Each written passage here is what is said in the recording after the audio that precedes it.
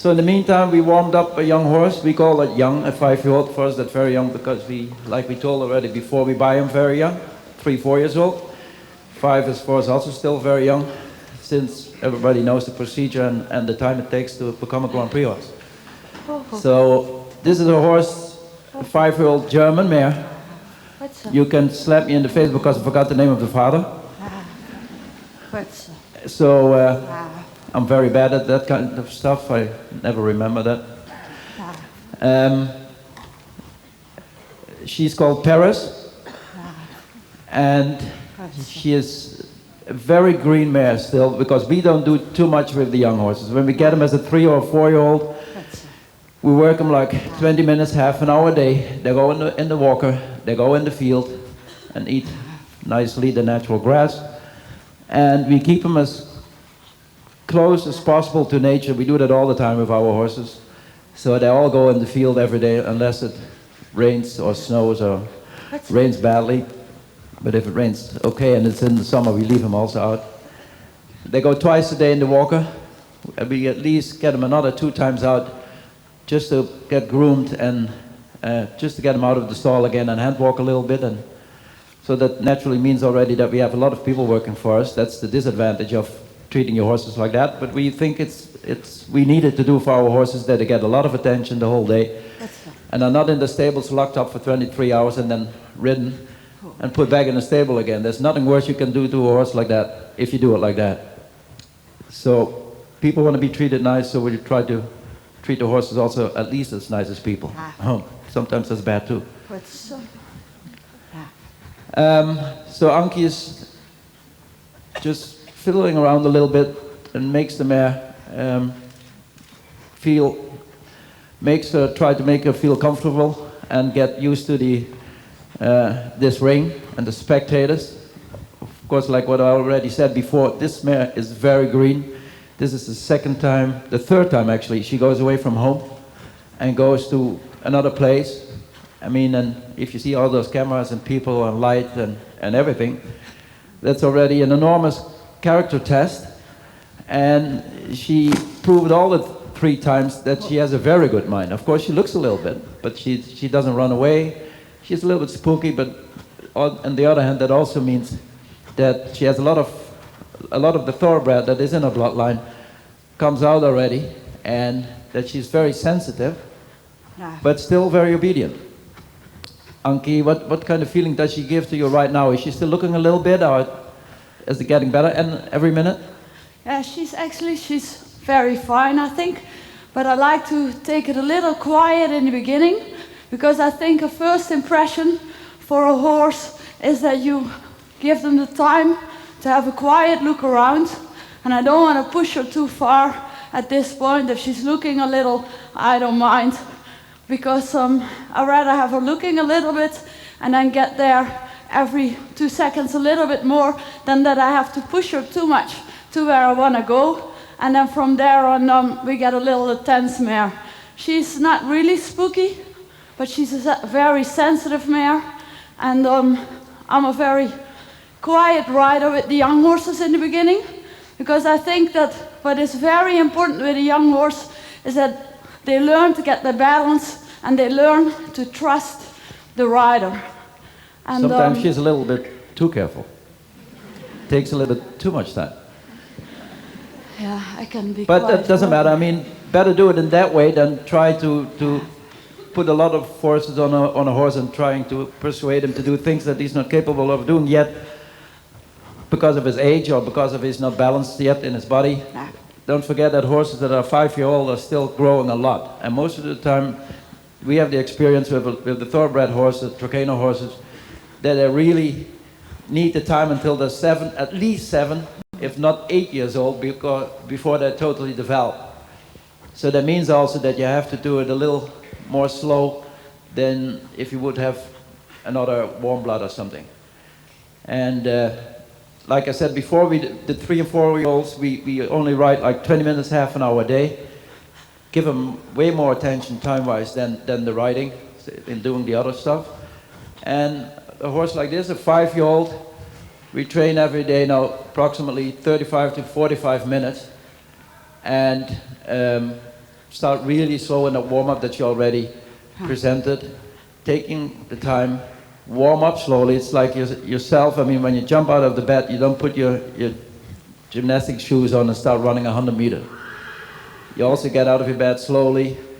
It's actually medically proven that it's very, very healthy if you take your time in the morning and then have a good breakfast and make sure that whatever it takes, but that it takes about an hour and a half before you really get going and go to your work and really put yourself to work. So we have a lot of whatever, stress or physical work.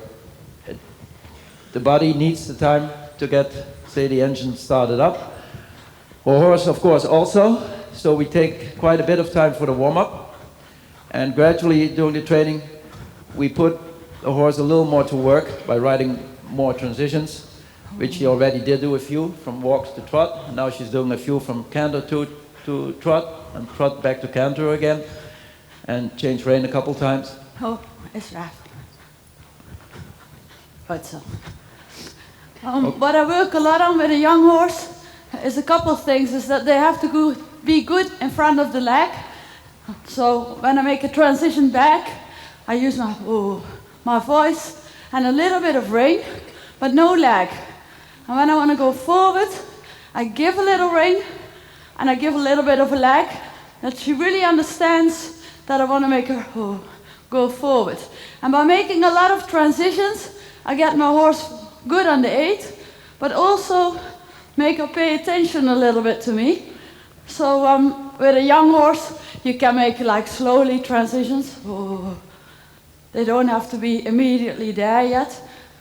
You actually don't want them to make an abrupt transition. Later, when the horses are really balanced out and you work a lot on collections, then they can make those transitions from, say, canter to halt, and canter to walk and stuff like that. We will present that later with the 8-year-old. You also noticed probably already that in the warm-up, we leave it pretty long in the frame. We don't make it short.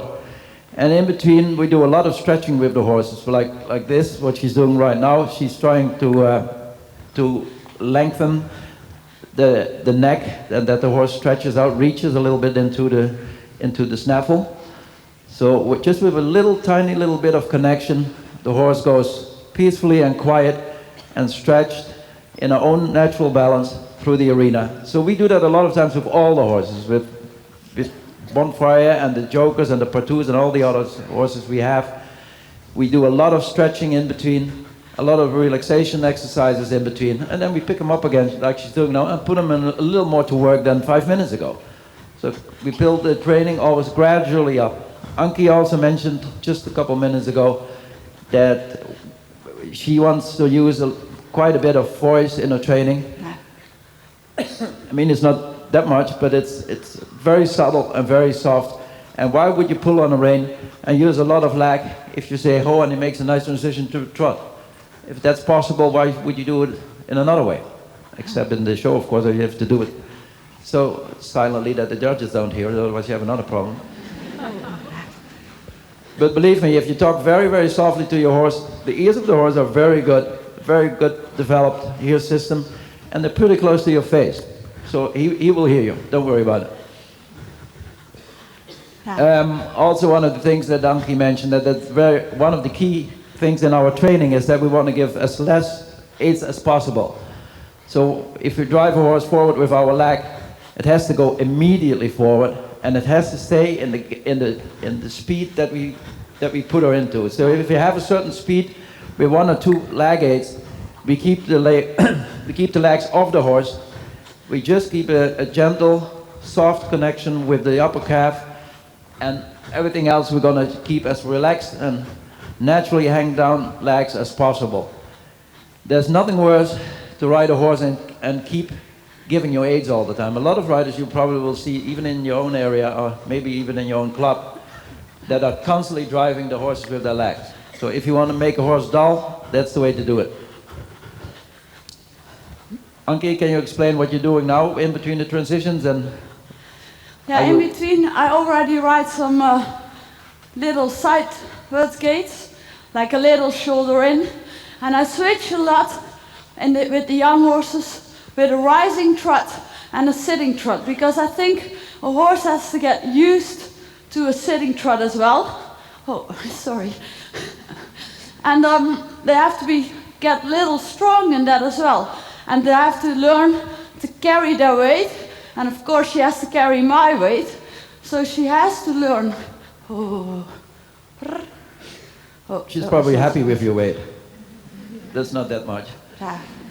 So, but it's of course true that what she's saying, that you have to have a very smooth seat also to follow the horse, so you in the movement.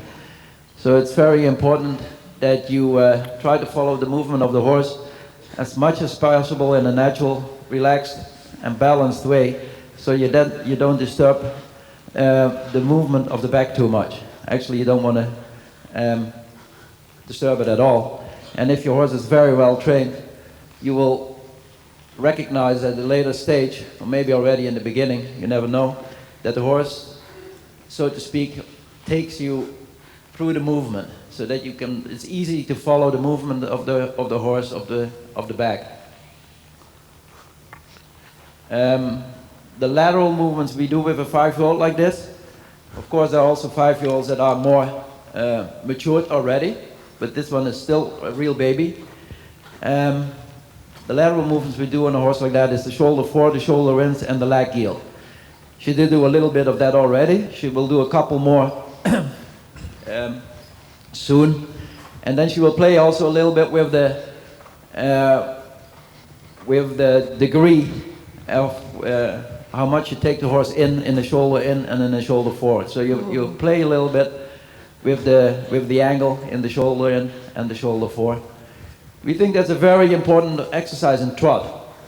You also see a lot of people do that in canter. I hate that personally, because it's a good exercise if your horse is crooked, but you have to be very careful in using it, because a lot of people exaggerate it, and after a while you will see that the horse almost get a 4-beat. They get very unbalanced, they get very crooked. So you always try to keep your horse as straight as possible. Even if you have a lot of flexion in the neck, it still means that the horse can be totally straight for the rest of his body. If you work more with the bendings of the body, then of course you also get say the preparings. You can make the preparings for the lateral movements, like the half passes later and stuff like that. And also in the leg heel you use a little more flexion in the body than you would normally do. So give him a little more bend now, Anky. Bend him a little more to the left, and try to speed up in between a little bit. So try to variate your speed also in almost all your exercises that you're doing, especially in the trot and in the canter too, but especially in the trot. It's very important that you use a lot of variations in the speed. Don't help him too much with your leg, Anky. Just use your whip a little bit if she's not in front of the leg enough. Also, one of the things that we concentrate a lot on, even with the young horses, and that's probably going to be something for you that you never did do too much in your life, I think. A lot of people walk and trot a lot with young horses. We, on the contrary, do a lot of canter work with the horses. Right. It's especially also the young horses. Also, I forgot one important thing actually before we came. We absolutely value, like what they do in America and also here in England very much, that the people wear hats. The reason that Anky is not wearing a hat tonight is that she has quite a bit of attacks of migraine, and we noticed in the past that she gets more often a migraine when she's wearing hats. So this is not the idea that you guys should do it. It's only for a technical, medical reason that she's not wearing the hat, but otherwise she would have done that absolutely. So kids, wear your hats. Oh.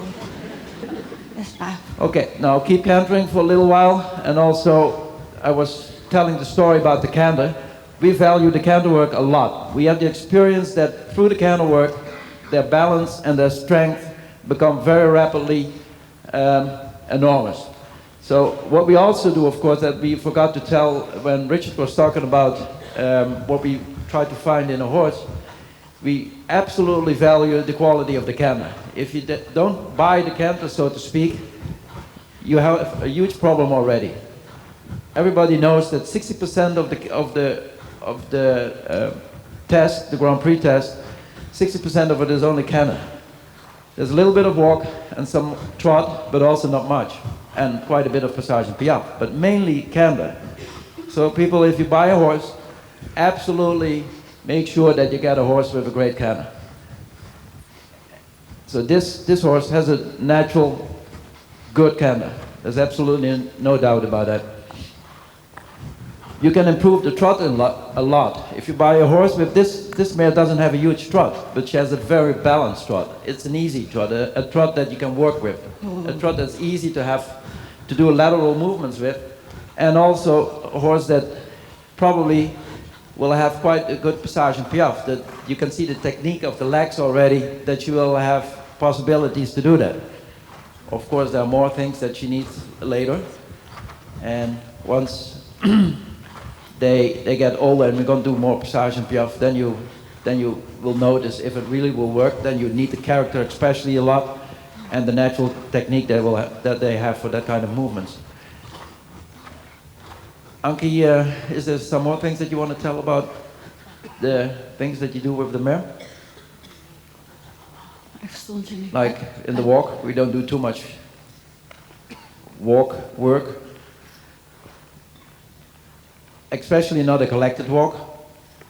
A lot of almost extended walks. They walk on the with a free rein, a little more forward then, so that she goes forward without that you keep using the legs, and that she goes forward but not hasty. She has to be calm and relaxed, and a big stride, and a little bit more forward than she's doing actually right now. We also noticed already that we don't do many extensions in the trot yet, especially with this mare. She needs time to get balance. We'll show before we finish this training a couple of strides of sort of medium trot. She's not really ready to do a medium trot, but it's if we would press it and work on it for a month, she probably would, but it's not the way we want to have the medium and extended trot develop.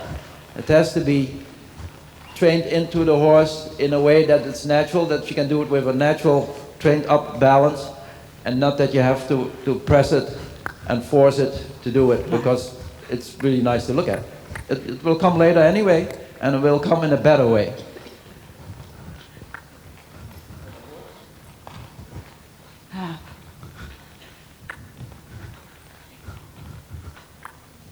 Okay, Anky's going to try a couple of strides forward, we call it. Keep the forehand a little more to the left. Let the whip help eventually a little bit. A little more. She can do a little more than that. Oh. Okay, one more time. Okay, there you see already that it's in the horse, but we didn't train it that often. That's already developed. So okay, we do a little more canter, Anky, and I also want to show a couple of medium canters, because that's much easier for this horse, because she has naturally a very good canter, and because of the quality of the canter, it's easy for her already to do a nice medium canter, not the real balanced extended, but she can do already a nice medium canter. Of course, what we do with young horses like that, we leave them a little longer in the frame. When we do an extended, so that she can drop her neck a little bit and get a little bit longer in the frame. She cannot get bigger in the gaits if she doesn't get longer in the frame. So one more time. Okay, very good.